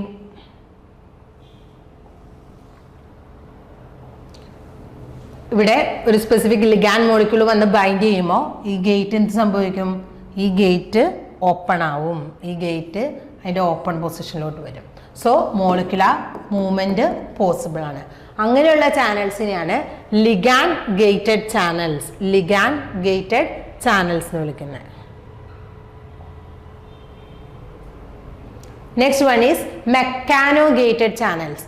മെക്കാനോ ഗേറ്റഡ് ചാനൽസ് പറഞ്ഞാൽ എന്തെങ്കിലും മെക്കാനിക് സ്റ്റിമുലൈ ആയിരിക്കും. അവിടുത്തെ സ്റ്റിമുലസ് എന്ന് പറയുന്നത് എന്താണ്? Mechanical. For example sound, pressure, stretch, tension, ഇങ്ങനെയുള്ള ഫീച്ചേഴ്സ് എന്തെങ്കിലും ആയിരിക്കും അവിടെ സ്റ്റിമുലസ് ആയിട്ട് ആക്ട് ചെയ്യുക. Mechanical. Okay, hence they are called mechano gated channels. അതിന് എക്സാമ്പിൾ ആണ് നമ്മുടെ ഹെഡിൻ്റെ മൂവ്മെൻറ്റ് കാരണം. ഹെഡ് മൂവ്മെൻറ്റ് ഇവിടെ പറയുന്നതാണ് sound or motions of the head. Sound അല്ലാന്നുണ്ടെങ്കിൽ ഹെഡ് മോഷൻസ് കാരണം എന്ത് പറ്റും? നമ്മുടെ ഇയറിനകത്തുള്ള ഒരു പർട്ടിക്കുലർ സീലിയ, സ്റ്റീരിയോസീലിയ, ഇതാണ് സ്റ്റീരിയോസീലിയ സ്റ്റിമുലേറ്റഡ് ആവും. അങ്ങനെ കാറ്റയോൺസിൻ്റെ മൂവ്മെൻറ്റ് അല്ലെങ്കിൽ കാറ്റയോൺ ചാനൽസ് ഓപ്പൺ ആവും.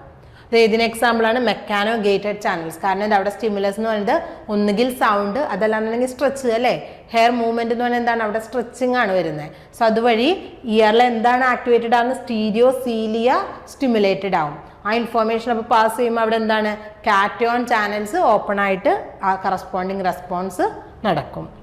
സോ ഗേറ്റഡ് ചാനൽസ് 3 എണ്ണമാണ് നമ്മൾ പറഞ്ഞത്. ഏതൊക്കെയായിരുന്നു, voltage gated, ligand gated and mechano gated. ഇതൊക്കെ ഏതിലാണ് വരുന്നത്, ചാനൽസ് 2 ടൈപ്പ് ഉണ്ട്.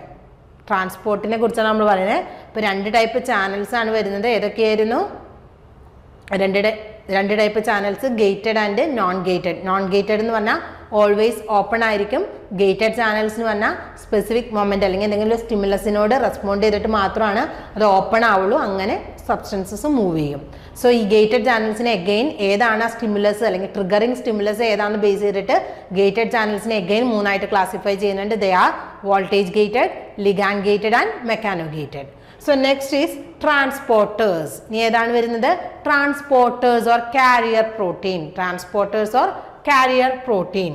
സോ ട്രാൻസ്പോർട്ടേഴ്സ് എന്ന് പറയുന്നത് ഇതിൽ ഡിഫറെൻ്റ് ആയിട്ടുള്ള അയോൺസ്, മോളിക്യൂൾസ് ഒക്കെ സെല്ലുലാർ മെംബ്രെയിനിൽ കൂടെയൊക്കെ ട്രാൻസ്പോർട്ട് ചെയ്യാനായിട്ടാണ് ട്രാൻസ്പോർട്ടേഴ്സ് ഓർ കാരിയേഴ്സ് യൂസ് ചെയ്യുന്നത്. പക്ഷേ ഇവിടെ സ്പീഡ് എന്ന് പറയുന്നത് അല്ലെന്നുണ്ടെങ്കിൽ എന്താ പറയുക, റേറ്റ്, മൂവ്മെൻറ്റിൻ്റെ റേറ്റ് എന്ന് പറയുന്നത് slow as compared to much slower rate as compared to channels.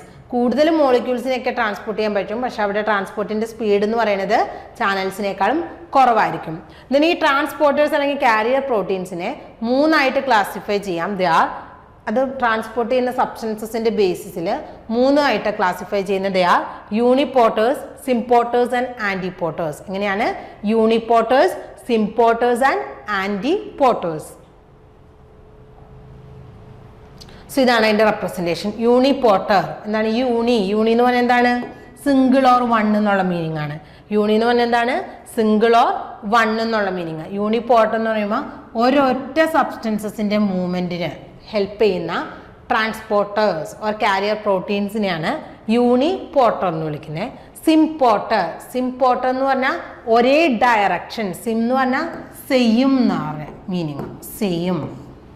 സിംപോർട്ടറിൽ more than 1 substances ഉണ്ടാവും, പക്ഷെ സബ്സ്റ്റൻസസിന്റെ മൂവ്മെന്റ് എങ്ങോട്ടായിരിക്കും, in the same direction. Sometimes it is into the intracellular side or outside the extracellular side to outside. Okay, പക്ഷെ എങ്ങനെയായിരിക്കും, move ചെയ്യുന്ന substances ഒക്കെ ഒരേ ഡയറക്ഷനിലായിരിക്കും. Next is anti എന്ന് പറഞ്ഞാൽ എന്താ, opposite. Anti means opposite. The molecules move in opposite direction. നമുക്ക് ഓരോന്നും ഡീറ്റെയിൽ ആയിട്ട് നോക്കാം. യൂണിപോർട്ടർ എന്ന് പറഞ്ഞാൽ എന്താണ്, transport a single type of molecule down a concentration gradient. അതായത് ഡൗൺ ഹിൽ മൂവ്മെന്റ് ആണ് അല്ലേ, from higher concentration to lower concentration ആണ് മൂവ്മെന്റ് നടക്കുന്നത്. ആൻഡ് എത്ര സബ്സ്റ്റൻസസ് സിംഗിൾ ടൈപ്പ് മോളിക്യൂളിനെ മാത്രമാണ് യൂണിപോർട്ടേഴ്സ് ട്രാൻസ്പോർട്ട് ചെയ്യാൻ. എക്സാമ്പിൾ ആണ് ഗ്ലൂക്കോസ്, അമിനോ ആസിഡ്സ് ഒക്കെ.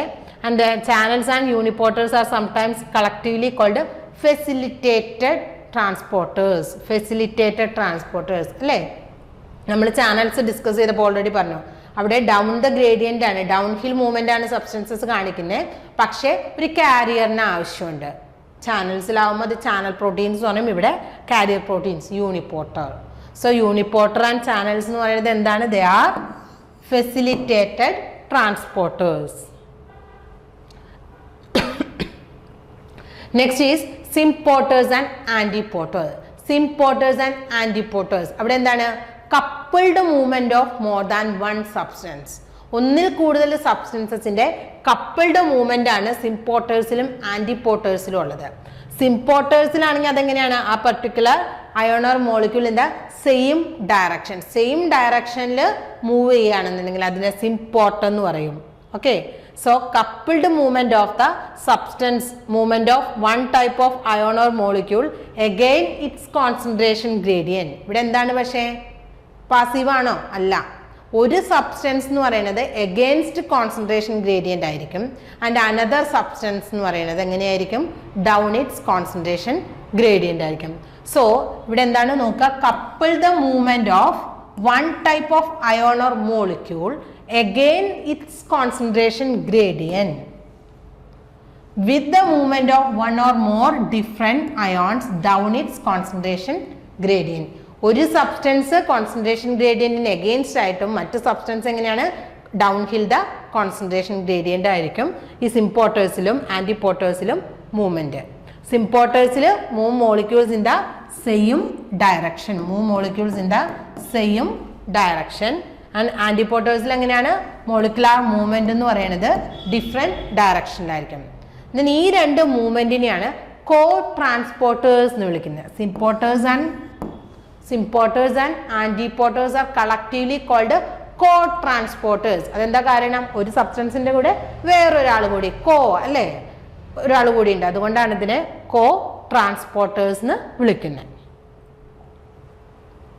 സോ ഇവിടെ എനർജി എങ്ങനെയാണ് പ്രൊവൈഡ് ചെയ്യുന്നത്? എനർജി ആവശ്യമാണല്ലോ, ഒരെണ്ണം എഗെയിൻസ്റ്റ് കോൺസെൻട്രേഷൻ ഗ്രേഡിയന്റ്. സോ ഇവിടെ എനർജി എന്ന് പറയുന്നത് energy released from the movement of first molecule down hill. അതായത് ഒരു മോളിക്യൂള് ഡൗൺ ഹിൽ മൂവ്മെന്റും ഒരു മോളിക്യൂൾ അപ് ഹിൽ മൂവ്മെന്റ് ആണെന്ന് പറഞ്ഞു. സോ ആ ഡൗൺ ഹിൽ മൂവ്മെന്റ് വഴി റിലീസ് ചെയ്യുന്ന എനർജിയാണ് എന്ത് ചെയ്യുക? അപ് ഹിൽ മൂവ്മെന്റിന് വേണ്ടിയിട്ട് ഇവിടെ യൂസ് ചെയ്യാം. So co transporters are also called secondary active transporters. എന്താണ് വിളിക്കുന്നത്? ആക്റ്റീവ് ട്രാൻസ്പോർട്ട് എന്ന് പറഞ്ഞാൽ എന്തായിരുന്നു? Which use energy. ഇവിടെ ഡയറക്റ്റ് ATP എന്നാണ് എനർജി യൂസ് ചെയ്യുന്നത് അല്ല. എന്താണ്? പാസീവ് മൂവ്മെന്റ് കാണിക്കുന്ന സബ്സ്റ്റൻസസിന്റെ അല്ലെങ്കിൽ ഡൗൺ ഹിൽ മൂവ്മെന്റ് കാണിക്കുന്ന സബ്സ്റ്റൻസസിന്റെ മൂവ്മെന്റ് അതായിരിക്കും ആദ്യം മൂവ് ചെയ്യുന്ന, അത് മൂവ് ചെയ്യുമ്പോൾ കിട്ടുന്ന എനർജി വഴി അപ് ഹിൽ മൂവ്മെന്റ് കാണിക്കും. അതുകൊണ്ടാണ് ഇതിനെ സെക്കൻഡറി ആക്റ്റീവ് ട്രാൻസ്പോർട്ടേഴ്സ് എന്ന് വിളിക്കുന്നത്. ഇതൊക്കെയാണ് symporters and antiporters are collectively called secondary active transporters. And the third category, ഇപ്പോൾ നമ്മൾ ചാനൽസ് ഡിസ്കസ് ചെയ്തു, then ട്രാൻസ്പോർട്ടേഴ്സ് ഡിസ്കസ് ചെയ്തു, and the third category of membrane protein transporters are ATP powered pumps or pumps. ATP powered pumps or pumps. അവിടെ എന്തായിരിക്കും? അവിടെ use ചെയ്യണത് ATP energy use ചെയ്യും. So they are called active transport. ഇവിടെ എന്താണ്? ട്രാൻസ്പോർട്ടിന് energy ആവശ്യമാണ്, hence they are known as active transport. ഇവിടെ എന്താണ്? എഗെയിൻസ്റ്റ് ദ കോൺസെൻട്രേഷൻ ഗ്രേഡിയന്റ് ആണ് മൂവ്മെന്റ്. സബ്സ്റ്റൻസസിന്റെ movement against the concentration gradient ആണ്, പക്ഷേങ്കിൽ എനർജി എങ്ങനെയാണ്? By ATP hydrolysis. So the use energy of ATP hydrolysis എന്തിനു വേണ്ടിയിട്ടാ? To move ions or molecules across a cell membrane against its concentration gradient or electric potential. ഇങ്ങനെ energy use ചെയ്യുന്നത് direct ATP use ചെയ്യുന്നതുകൊണ്ടാണ് അതിന് എന്തെന്ന് വിളിക്കുന്നത്? Active transport എന്ന് വിളിക്കുന്നത്. So ഇതൊരു എക്സാമ്പിൾ ആണ് കാണിച്ചിരിക്കുന്നത്. It is an example of coupled chemical reaction. Coupled chemical reaction കണ്ടോ? ഇവിടെ എന്താ സംഭവിക്കുന്നത്? ATP യൂസ് ചെയ്തിട്ടുണ്ട്. ATP യൂസ് ചെയ്തിട്ടാണ് മോളിക്യൂൾസ് മൂവ് ചെയ്യുന്നത്. സോ അതിനുള്ള എനർജി അവിടെ നിന്ന് അതിന് എക്സാമ്പിൾ ആയിട്ട് പറയുന്നത് sodium potassium pump. Sodium potassium pump ഏതിന് എക്സാമ്പിളാണ്? ATP ട്രാൻസ്പോർട്ടേഴ്സിന് എക്സാമ്പിളാണ്. അവിടെ ഡയറക്റ്റ് എനർജി യൂസ് ചെയ്യുന്നുണ്ട്. ATP ഹൈഡ്രോളിസിസ് നടത്തിയാണ് എനർജി കിട്ടുന്നത്. സോ ഇതൊരു കമ്പാരിസൺ ആണ്. എന്താണ് കാണുന്നുണ്ടോ നോക്കാം. Mechanism for transport, different transport mechanism, അതിൻ്റെ ഫീച്ചേഴ്സും ആണ് കൊടുത്തിരിക്കുന്നത്. സോ ഇവിടെ കൊടുത്തിരിക്കുന്ന പ്രോപ്പർട്ടി എന്ന് പറയുന്നത് റിക്വയർ സ്പെസിഫിക് പ്രോട്ടീൻ, അതുപോലെ solute transported against its concentration gradient coupled to ATP hydrolysis driven by movement of a co-transported ion down its gradient and examples ആണ് കൊടുത്തിരിക്കുന്നത്. സോ ഫസ്റ്റ് വൺ നോക്കാം, സിമ്പിൾ ഡിഫ്യൂഷൻ. ഫസ്റ്റ് വൺ ഏതാ? Simple diffusion. Then facilitated transport, active transport and cotransport. Cotransport ഏതൊക്കെയായിരുന്നു? Symporters and antiporters ആണ് കോ ട്രാൻസ്പോർട്ടേഴ്സിൽ വരുന്നത്. So simple diffusion it requires specific protein. ആവശ്യമാണോ? സിമ്പിൾ ഡിഫ്യൂഷനിൽ സ്പെസിഫിക് പ്രോട്ടീൻ ആവശ്യമാണോ? വേണ്ട. കാരണം എന്താ? It simply water molecules and small molecules simply diffusers അല്ലെ, simply diffusers through the lipid bilayer. So അവിടെ സ്പെസിഫിക് പ്രോട്ടീൻസ് ഒന്നും ആവശ്യമില്ല. ഫെസിലിറ്റേറ്റഡ് ട്രാൻസ്പോർട്ട് ആണെന്നുണ്ടെങ്കിലോ അവിടെ ഫെസിലിറ്റേറ്റഡ് അല്ലേ, സിമ്പിൾ ഡിഫ്യൂഷൻ നടക്കുന്നുണ്ട്, പക്ഷേ ഒരു കാരിയർ പ്രോട്ടീൻ അല്ലെങ്കിൽ ട്രാൻസ്പോർട്ട് പ്രോട്ടീൻ ആവശ്യമാണ്. സോ അവിടെ ആവശ്യമാണ്. Then active transport. ആക്റ്റീവ് ട്രാൻസ്പോർട്ടിൽ എന്ത് തന്നെയാണ്? ഒരു കാരിയർ പ്രോട്ടീൻ അല്ലെങ്കിൽ ട്രാൻസ്പോർട്ട് പ്രോട്ടീൻസ് ആവശ്യമാണ്. കോ ട്രാൻസ്പോർട്ടിലും ട്രാൻസ്പോർട്ടേഴ്സ് ആവശ്യമാണ്. ദെൻ സിമ്പിൾ ഡിഫ്യൂഷൻ നോക്കാം. solute transported again its gradient. അതിൻ്റെ ഗ്രേഡിയൻറ്റിന് എഗെയിൻസ്റ്റ് ആയിട്ടാണ് മൂവ്മെന്റ് എന്ന് ഡിഫ്യൂഷനിൽ. എഗെയിൻസ്റ്റ് ഗ്രേഡിയന്റ് എന്ന് പറഞ്ഞാൽ എന്താ? Low concentration to higher concentration ആണ് മൂവ്മെന്റ് ആണോ? അല്ല. ഇവിടെ എങ്ങനെയാണ് മൂവ്മെന്റ്? ഹൈ കോൺസെൻട്രേഷനിൽ നിന്ന് ലോ കോൺസെൻട്രേഷനിലോട്ടാണ് മൂവ്മെന്റ്. അപ്പോൾ സോ എന്താ നമ്മൾ പറയാ? ഡൗൺ ഇറ്റ്സ് കോൺസെൻട്രേഷൻ ഗ്രേഡിയന്റ് എന്നാണ് പറയാം. ഫെസിലിറ്റേറ്റഡ് ട്രാൻസ്പോർട്ടിൽ എങ്ങനെ തന്നെയാണ്? ഈ സെയിം തന്നെയാണ് വരുന്നത്. സോ അവിടെ എഗെയിൻസ്റ്റ് കോൺസെൻട്രേഷൻ ഗ്രേഡിയന്റ് അല്ല. ആക്റ്റീവ് ട്രാൻസ്പോർട്ടിൽ എങ്ങനെ? ആക്റ്റീവ്. അപ്പം തന്നെ നമുക്കറിയാം ATP വേണം. ATP വേണമെന്നുണ്ടെങ്കിൽ എഗെയിൻസ്റ്റ് കോൺസെൻട്രേഷൻ ഗ്രേഡിയന്റ് ആണ്. കോ ട്രാൻസ്പോർട്ടിലും എങ്ങനെ തന്നെയാണ്? എഗെയിൻസ്റ്റ് കോൺസെൻട്രേഷൻ ഗ്രേഡിയന്റ് ആണ്. Next feature coupled to ATP hydrolysis. Simple ഡിഫ്യൂഷനിൽ എനർജിയെ ആവശ്യമില്ല. അപ്പോൾ ATP ഹൈഡ്രോളിസിസ് നടക്കുമോ? ഇല്ല. ഫെസിലിറ്റേറ്റഡ് ട്രാൻസ്പോർട്ടിലും ATP ഹൈഡ്രോളിസിസ് നടക്കുന്നില്ല. അതുപോലെ ആക്റ്റീവ് ട്രാൻസ്പോർട്ട് ATP ഉപയോഗിക്കുന്നതുകൊണ്ടാണ് അതിനെ ആക്റ്റീവ് ട്രാൻസ്പോർട്ട് എന്ന് തന്നെ വിളിക്കുന്നത്. സോ അവിടെ ആവശ്യമാണ് ATP ഹൈഡ്രോളിസിസ്. കോ ട്രാൻസ്പോർട്ടിൽ ATP ആണ് ഹൈഡ്രോളിസിസ് അല്ലേ? എനർജി എവിടെ നിന്നാണ് കിട്ടുന്നത്? ആ ഡൗൺ ദ ഗ്രേഡിയന്റ് മൂവ് ചെയ്യുന്ന മോളിക്യൂള്. സോ ഇവിടെയും ആവശ്യമില്ല. ഇവിടെ മാത്രമാണ് എനർജി ആവശ്യമുള്ളൂ. ATP ഹൈഡ്രോളിസിസ് ആവശ്യമുള്ളൂ active ട്രാൻസ്പോർട്ടിൽ. Then driven by movement of co-transported ion down its gradient. എന്താണ് പറയുന്നത്? ഒരു മോളിക്യൂൾ, ഇപ്പോൾ 2 മോളിക്യൂൾ മൂവ് ചെയ്യണമെങ്കിൽ ഒരു മോളിക്യൂൾ ഡൗൺ ദ ഗ്രേഡിയൻ്റ് ആയിരിക്കും മൂവ് ചെയ്യുക. അതിൻ്റെ എനർജി കൊണ്ടാണ് മൂവ് ചെയ്യുന്നത്. സിമ്പിൾ ഡിഫ്യൂഷനിലാണോ? അല്ല. സോ ഇവിടെ അങ്ങനെയല്ല. ഫെസിലിറ്റേറ്റഡ് ട്രാൻസ്പോർട്ടിൽ അതല്ല നടക്കുന്നത്. ആക്റ്റീവ് ട്രാൻസ്പോർട്ടിൽ എനർജി ഡയറക്റ്റ് ATP ഹൈഡ്രോളിസിസ് അവിടെയും അല്ല. എവിടെയാണ് energy from the movement of molecules down its gradient energy കിട്ടുന്നത്? Which is from cotransporters. അതുകൊണ്ട് അതിനെ വേറൊരു പേര് വിളിക്കുന്നുണ്ട്. Symport and antiporters are collectively called എന്താണ് പറയുന്നത്? സെക്കൻഡറി ആക്റ്റീവ് ട്രാൻസ്പോർട്ട് അല്ലേ? Secondary active transport. ഇതിന് അതിന് ഓരോന്നിന് എക്സാമ്പിൾ ആണ്. സിമ്പിൾ ഡിഫ്യൂഷൻ ഇതിനൊക്കെ oxygen, carbon dioxide, steroid hormones, many drugs ഇതൊക്കെയാണ് സിമ്പിൾ ഡിഫ്യൂഷനിൽ വരിക. ദെൻ ഗ്ലൂക്കോസ്, അമിനോ ആസിഡ്സ് ഒക്കെ, അയോൺസ് ആൻഡ് വാട്ടർ ഇതൊക്കെ ഫെസിലിറ്റേറ്റഡ് ട്രാൻസ്പോർട്ട് വഴിയാണ്. ആക്റ്റീവ് ട്രാൻസ്പോർട്ടിന് എക്സാമ്പിളാണ് ions, small lipids, ATP powered pumps. Then കോ ട്രാൻസ്പോർട്ടിൽ ഗ്ലൂക്കോസ്, അമിനോ ആസിഡ്സ് ഇമ്പോർട്ടേഴ്സ് ആയിട്ട് കാണിക്കുന്നുണ്ട്. അതുപോലെ അയോൺസ് ആൻഡ് സൂക്രോസ് ആൻറ്റിപോർട്ടർ ആയിട്ടും കാണിക്കുന്നുണ്ട്. Next is facilitated diffusion. Diffusion എന്ന് പറഞ്ഞാൽ എന്തായിരുന്നു? മോളിക്യൂൾസ് ഹയർ കോൺസെൻട്രേഷനിൽ നിന്ന് ലോവർ കോൺസെൻട്രേഷനിലോട്ട് മൂവ് ചെയ്യുന്നതിനെയാണ് നമ്മൾ ഡിഫ്യൂഷൻ എന്ന് പറഞ്ഞത്. അതുപോലെ തന്നെ നമ്മൾ അതിൽ ഫെസിലിറ്റേറ്റഡ് ഡിഫ്യൂഷൻ എന്ന് പറഞ്ഞാൽ എന്താണ്? ഫെസിലിറ്റേറ്റഡ്, അതായത് ഡിഫ്യൂഷനെ എൻഹാൻസ് ചെയ്യാനായിട്ട് അല്ലെങ്കിൽ ഡിഫ്യൂഷനെ ഹെൽപ്പ് ചെയ്യാനായിട്ട് ചില സബ്സ്റ്റൻസസ് അല്ലെങ്കിൽ ചില ട്രാൻസ്പോർട്ട് പ്രോട്ടീൻസ് ആവശ്യമാണ്. ആ മെംബ്രെയിൻ വഴി, ഇപ്പോൾ ഇതൊരു മെംബ്രെയിൻ ആണെന്നുണ്ടെങ്കിൽ മെംബ്രെയിനിൽ കൂടെ സബ്സ്റ്റൻസസിന് ഈസിലി പെനിട്രേറ്റ് ചെയ്യാനായിട്ട് പറ്റില്ല. പക്ഷെ അതിനെ ഹെൽപ്പ് ചെയ്യാനായിട്ട് എന്ത് വേണം? ചില ട്രാൻസ്മെംബ്രെയിൻ പ്രോട്ടീൻസ് ഉണ്ടാകും. ആ ടൈപ്പ് ഡിഫ്യൂഷനെയാണ് നമ്മൾ ഫെസിലിറ്റേറ്റഡ് ഡിഫ്യൂഷൻ. എന്താണ് പറയുക? Facilitated diffusion. ഇവിടെ എങ്ങനെയായിരിക്കും? ഡൗൺ ഹിൽ മൂവ്മെന്റ് ആയിരിക്കും നമുക്ക് കാണാനായിട്ട് പറ്റും. Down hill movement. Down hill എന്ന് പറഞ്ഞാൽ ഹയർ കോൺസെൻട്രേഷനിൽ നിന്ന് ലോവർ കോൺസെൻട്രേഷനിലേക്ക് ആയിരിക്കും മൂവ്മെന്റ്, പക്ഷെ with the help of certain transport proteins. Facilitated ഡിഫ്യൂഷനിൽ ഡിഫ്യൂഷനെ ഹെൽപ്പ് ചെയ്യാനായിട്ട് അല്ലെങ്കിൽ അതിന് ഫെസിലിറ്റേറ്റ് ചെയ്യാനായിട്ട് സ്പെഷ്യലൈസ്ഡ് പ്രോട്ടീൻ ചാനൽസ് അല്ലെങ്കിൽ ട്രാൻസ്പോർട്ടേഴ്സ് ഒക്കെ വേണമെന്ന് പറഞ്ഞു.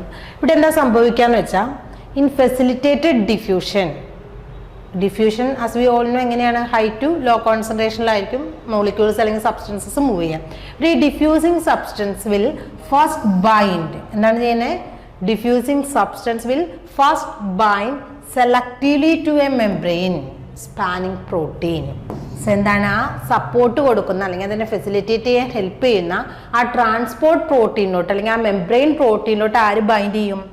ഏത് സബ്സ്റ്റൻസ് ആണോ ഡിഫ്യൂസ് ചെയ്യുന്നത് ആ ഡിഫ്യൂസിങ് സബ്സ്റ്റൻസ് വന്നിട്ട് ബൈൻഡ് ചെയ്യും.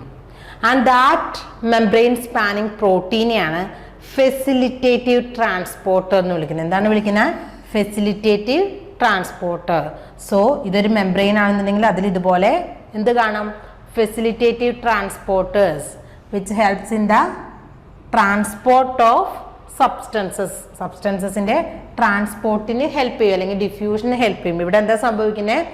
ഏത് സബ്സ്റ്റൻസ് ആണ് ഡിഫ്യൂസ് ചെയ്യപ്പെടേണ്ടത് അത് വന്നിട്ട് ഈ ഫെസിലിറ്റേറ്റീവ് ട്രാൻസ്പോർട്ടർ ആ മെംബ്രെയിൻ പ്രോട്ടീനിൽ വന്ന് ബൈൻഡ് ചെയ്യും. സോ അവിടെ ഒരുപാട് ഇവൻറ്റ്സ് നടക്കുന്നുണ്ട് ആ ട്രാൻസ്പോർട്ടിൽ. നമുക്ക് നോക്കാം. ഫസ്റ്റ് എന്താ സംഭവിക്കുക എന്ന് പറഞ്ഞാൽ ദ ബൈൻഡിങ് ഓഫ് സൊല്യൂട്ട്. ആ സൊല്യൂട്ട് വന്ന് ഇപ്പോൾ എ എന്ന് പറയുന്ന ഒരു സൊല്യൂട്ട് ഉണ്ടെങ്കിൽ ആ സൊല്യൂട്ട് വന്ന് ആ ട്രാൻസ്പോർട്ടിൽ ബൈൻഡ് ചെയ്യുമ്പോൾ the conformational change will occur. അവിടെ എന്താണ് സംഭവിക്കുന്നത്? ഒരു കൺഫോർമേഷണൽ ചേഞ്ച് നടക്കും. നോക്കാം. Binding of the solute to the facilitative transporter on one side of the membrane. മെംബ്രെയിൻ്റെ ഇപ്പോൾ എക്സ്ട്രാ സെല്ലുലാർ സൈഡിലാണ് ബൈൻഡ് ചെയ്യുക സൊല്യൂട്ട് ഉള്ളതെന്ന് വിചാരിക്കുക. ആ സൊല്യൂട്ട് ആ എക്സ്ട്രാ സെല്ലുലാർ ബൈൻഡിൽ സൈഡിൽ വന്ന് ബൈൻഡ് ചെയ്യുമ്പോൾ എന്താ സംഭവിക്കുന്നത്? It trigger a conformational change in the protein. എന്താ സംഭവിക്കുന്നത്? ആ പ്രോട്ടീൻ അവിടെ ഒരു കൺഫോർമേഷണൽ ചേഞ്ച്, അതിൻ്റെ സ്ട്രക്ചറിന് ചേഞ്ച് ഉണ്ടാവും. എന്നിട്ട് എന്ത് സംഭവിക്കുന്നു? എക്സ്പോസിങ്. എന്നിട്ട് ആ സൊല്യൂട്ട് ഇപ്പൊ എക്സ്ട്രാ സെല്ലുലാർ സൈഡിലാണ് നിൽക്കുന്നത്. Exposing the solute to the intracellular side. Exposing the solute to the other surface of the membrane. നമ്മളിപ്പോൾ എക്സ്ട്രാ സെല്ലുലാറിലാണ്. ഇത് നോക്കാം. ഈ എക്സ്ട്രാ സെല്ലുലാർ സൈഡിലാണ് ആര് വന്ന് ബൈൻഡ് ചെയ്തിരിക്കുന്നത്? എക്സ്ട്രാ സെല്ലുലാർ സൈഡിൽ വന്നിട്ട് ബൈൻഡ് ചെയ്തു ആ സൊല്യൂട്ട്. സോ ആ ബൈൻഡിങ് കാരണം ഇതിനൊരു കൺഫോർമേഷണൽ ചേഞ്ച് വരും. ഈ കൺഫോർമേഷണൽ ചേഞ്ച് വന്നിട്ട് സൊല്യൂട്ടിനെ ഈ സൈഡിലോട്ട് എത്തിക്കും. അതാണ് ഈ ഫെസിലിറ്റേറ്റഡ് ഡിഫ്യൂഷനിൽ നടക്കുന്നത്. ദെൻ ഇവിടെ എനർജി ആവശ്യമുണ്ടോ? ഇല്ല, ഡിഫ്യൂഷൻ ആണ്. സോ എനർജി ആവശ്യമില്ല. No need of energy.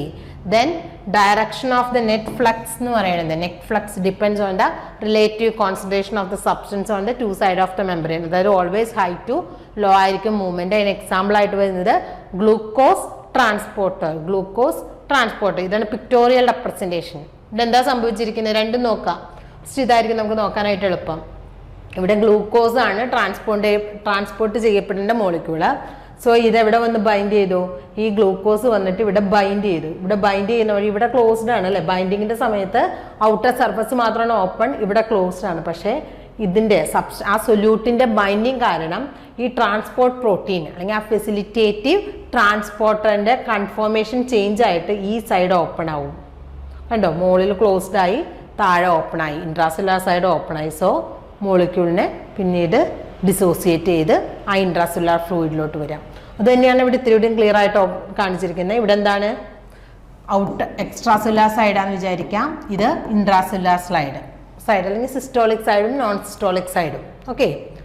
Then non cytosolic സൈഡിൽ നോക്കുകയാണെങ്കിൽ ഇവിടെ നമ്മുടെ സബ്സ്റ്റൻസ് ഉണ്ട്. Solute to be transported, it will bind to the facilitative transporter.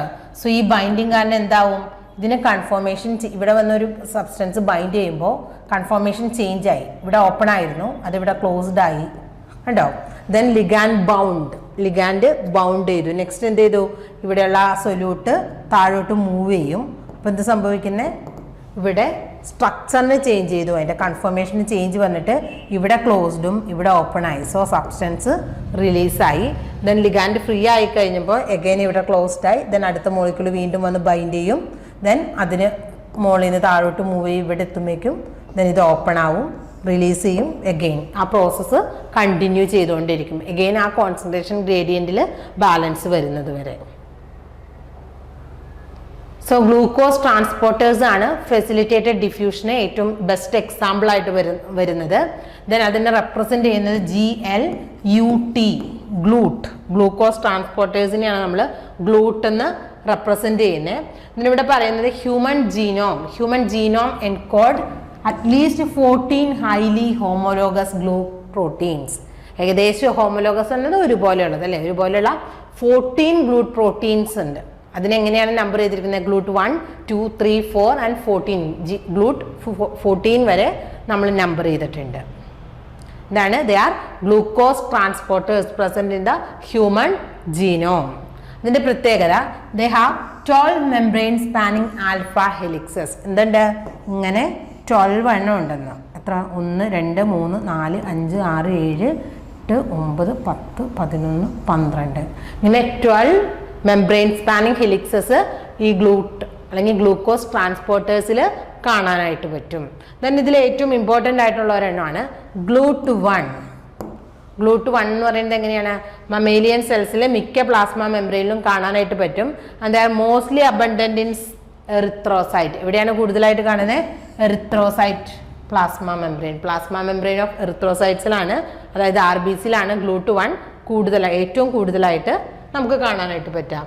Then GLUT2 വേറൊരെണ്ണമാണ് GLUT2. ഇതെല്ലാം ഹോമോലോഗസ് ആണ്. അതെ, സ്ട്രക്ചറൊക്കെ ഏകദേശം സെയിം ആണ്, ചില വേരിയേഷൻസ് മാത്രമേ ഉണ്ടാവുള്ളൂ. GLUT2 എന്ന് പറയുന്നത് ലിവർ സെൽസ് എവിടെയൊക്കെ കാണുന്നത്? Expressed in liver cells and insulin secreting beta islet cells of pancreas. പാൻക്രിയാസിന്റെ ബീറ്റ സെൽസ് അതല്ല ഇൻസുലിൻ സെക്രീറ്റ് തന്നെ, സോ അവിടെയും കാണുന്നുണ്ട്. അതുപോലെ തന്നെ ലിവർ സെൽസിലും GLUT2 കാണുന്നുണ്ട്. ദെൻ GLUT3 എന്ന് പറയുന്നത് എവിടെയാണ്? GLUT3 it is in neuronal cells of the brain. ബ്രെയിനിന്റെ ന്യൂറോണൽ സെൽസിലാണ് GLUT3 കാണുന്നത്. And GLUT4 is expressed only in fat and muscle cells. എവിടെയാണ് കാണുന്നത്? ഫാറ്റ് ആൻഡ് മസിൽ സെൽസിൽ മാത്രമാണ് ഏത് കാണുന്നത്? GLUT4 കാണുന്നത്. ഇവിടെ എന്താ സംഭവിക്കുക? Which respond to insulin by increasing the uptake of glucose, thereby removing glucose from the blood. ഇപ്പോൾ ബ്ലഡിൽ ഗ്ലൂക്കോസ് കൂടുതലാണെന്ന് വിചാരിക്കുക. ബ്ലഡ് ഗ്ലൂക്കോസ് കൂടുമ്പോൾ അത് ഗ്ലൈക്കോജൻ ആയിട്ട് സ്റ്റോർ ചെയ്യണം. അത് എവിടേക്കാണ് നടക്കുന്നത്? ഫാറ്റിലും മസിൽ സെൽസിലും. സോ ഗ്ലൂക്കോസിനെ എടുത്ത് അത് ഗ്ലൈക്കോജൻ ആയിട്ട് കൺവേർട്ട് ചെയ്യണം. അത് സെല്ലിൻ്റെ അകത്താണ് നടക്കുന്നത് അല്ലേ? ആ ഗ്ലൂക്കോസ് അപ്ടേക്ക് ഇൻക്രീസ് ചെയ്യുന്നത് ഏത് വഴിയാണ്? GLUT4 എന്ന് പറഞ്ഞ ട്രാൻസ്പോർട്ടർ വഴിയായിരിക്കും. GLUT4 this is expressed only in fat and muscle cells. എന്തിനു വേണ്ടിയിട്ടാണ്? ബ്ലഡ് ഷുഗർ കൂടുമ്പോൾ ആ ഷുഗറിനെ അല്ലെങ്കിൽ ആ ഗ്ലൂക്കോസിനെ അപ്ടേക്ക് ചെയ്ത് ബ്ലഡ് ഷുഗർ ലെവൽ കുറയ്ക്കാനായിട്ട് ഹെൽപ്പ് ചെയ്യുന്നതാണ് GLUT4 എന്ന് പറയുന്നത്. സോ ഈ GLUT4 എന്ന് പറയുന്നത് ഇമ്പോർട്ടൻ്റ് ആണ്. Okay, then in the absence of insulin, ഇൻസുലിൻ്റെ ആബ്സെൻസിൽ എന്താ സംഭവിക്കുന്നത്? GLUT4 resides in intracellular membrane, not the plasma membrane.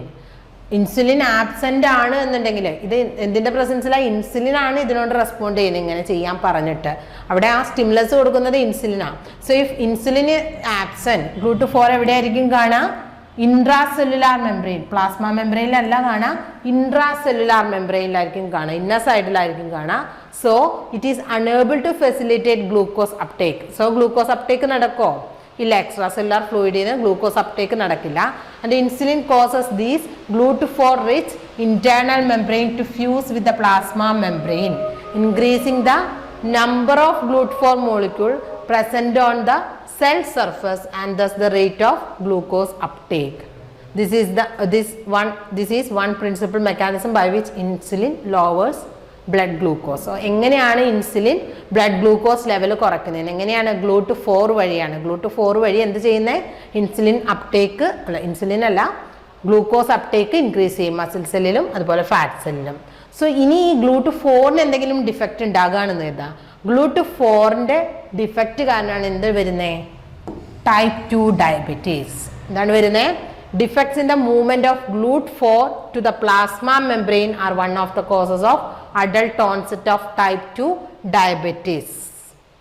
ഇവിടെ പറഞ്ഞു നോർമലി എന്താണ്? ഇൻസുലിൻ അവിടെ പ്രസന്റ് അല്ല, അല്ലെങ്കിൽ ഇൻസുലിൻ ആബ്സെന്റ് ആണെങ്കിൽ എന്ത് സംഭവിക്കും? പ്ലാസ്മ മെംബ്രെയിനിലല്ല GLUT4 കാണാൻ. എവിടെയായിരിക്കും വരിക? അത് ഇൻട്രാസെല്ലുലാർ സർഫസിലായിരിക്കും വരിക. സോ ഇൻട്രാസെല്ലുലാർ സർഫസിൽ വന്നു കഴിയുമ്പോൾ എന്ത് സംഭവിക്കും? ഇൻസുലിൻ പിന്നീട് ഇൻസുലിൻ വരികയാണെന്നുണ്ടെങ്കിൽ ഇൻസുലിൻ പ്രൊവൈഡ് ചെയ്യുമ്പോൾ എന്താ സംഭവിക്കുക? ഈ GLUT4 ഇന്റേണൽ മെംബ്രെയിനിനെ പ്ലാസ്മ മെംബ്രെയിനിലോട്ട് ഫ്യൂസ് ചെയ്യും. അങ്ങനെ GLUT4 മോളിക്യൂൾസ് കൂടുതലായിട്ട് പ്ലാസ്മ മെംബ്രെയിനിൽ വരും. അങ്ങനെ ഗ്ലൂക്കോസ് അപ്ടേക്ക് നടക്കും. ദെൻ ഈ defect in the movement of GLUT4, ഇങ്ങനെ GLUT4ന് മൂവ് ചെയ്യാൻ പറ്റില്ല, അങ്ങനെയുള്ള കണ്ടീഷനിലാണ് ടൈപ്പ് 2 ഡയബറ്റീസ് വരുന്നത്. ദെൻ GLUT5 എന്ന് പറയുന്നത് it is only GLUT protein with high specificity to fructose. ഏതിനാടാണ്? ഫ്രക്ടോസ്. ഇത്രയും നേരം നമ്മൾ പറയുന്നത് ഗ്ലൂക്കോസ് ട്രാൻസ്പോർട്ടേഴ്സ് ആണ്. പക്ഷെ GLUT5 എന്ന് പറയുന്നത് ഏതാണ്? ഹൈ സ്പെസിഫിസിറ്റി ടു ഫ്രക്ടോസ് എന്ന് പറയുന്നത്. And its principal site of expression എവിടെയാണത് എക്സ്പ്രസ് ചെയ്യുന്നത്? എവിടെയാണത് എക്സ്പ്രസ് ചെയ്യുന്നത്? Apical membrane of the intestinal epithelial cells. Intestinal epithelial സെൽസിന്റെ എപ്പിക്കൽ മെംബ്രെയിനിലായിരിക്കും ഇത് എക്സ്പ്രസ് ചെയ്യുന്നത്. ഏതാണ്? GLUT5. ഇതിനാണ് ഫ്രക്ടോസ്. എവിടെയാണ്? High specificity to fructose. So ഇതാണ് മെംബ്രെയിൻ ട്രാൻസ്പോർട്ട് എന്ന് പറയുന്നത്. മെംബ്രെയിൻ ട്രാൻസ്പോർട്ട് എത്ര ടൈപ്പ് ഉണ്ട്? Active, passive. ദെൻ അതിൻ്റെ ഡിഫറെൻറ്റ് മൂവ്മെൻറ്റ് നമ്മൾ ഡിഫ്യൂഷൻ പറഞ്ഞു, അതുപോലെ ഓസ്മോസിസ് എന്താണെന്ന് പറഞ്ഞു. ഈ മെംബ്രെയിൻ ട്രാൻസ്പോർട്ടിന് ഹെൽപ്പ് ചെയ്യണത് അല്ലേ? ഇതെല്ലാം മെംബ്രെയിൻ ട്രാൻസ്പോർട്ട് എന്തുകൊണ്ടാണ്? സൊല്യൂട്ട് ട്രാൻസ്പോർട്ട് അല്ലെങ്കിൽ സബ്സ്റ്റൻസസ് ഒക്കെ മൂവ് ചെയ്യുന്നതെന്നാണ് നമ്മൾ പറഞ്ഞത്. അത് പ്ലാസ്മ മെംബ്രെയിൻ്റെ സെമി പെർമിയബിലിറ്റി എന്നുള്ള ഫീച്ചർ കാരണം. സോ നമ്മുടെ സെല്ലിന് ആവശ്യമുള്ള ഡിഫറെൻറ്റ് സബ്സ്റ്റൻസസ് ഉണ്ട്. ആ ഡിഫറെൻറ്റ് സബ്സ്റ്റൻസസിനെ അങ്ങോട്ടും ഇങ്ങോട്ടും ട്രാൻസ്പോർട്ട് ചെയ്യാനായിട്ട് ചില ചാനൽസും ട്രാൻസ്പോർട്ട് പ്രോട്ടീൻസും ഒക്കെ നമുക്ക് കാണാനായിട്ട് പറ്റും. അതിൻ്റെ സ്പെഷ്യാലിറ്റീസ്, ഫീച്ചേഴ്സ്, അതിൽ വരുന്ന ഡിഫറെൻറ്റ് ടൈപ്സ്, ഇത്രയൊക്കെയാണ് നമ്മൾ ഈ സെഷനിൽ ഡിസ്കസ് ചെയ്തത്. സോ ഇത് നിങ്ങൾക്ക് മനസ്സിലായെന്ന് വിചാരിക്കുന്നു. Thank you.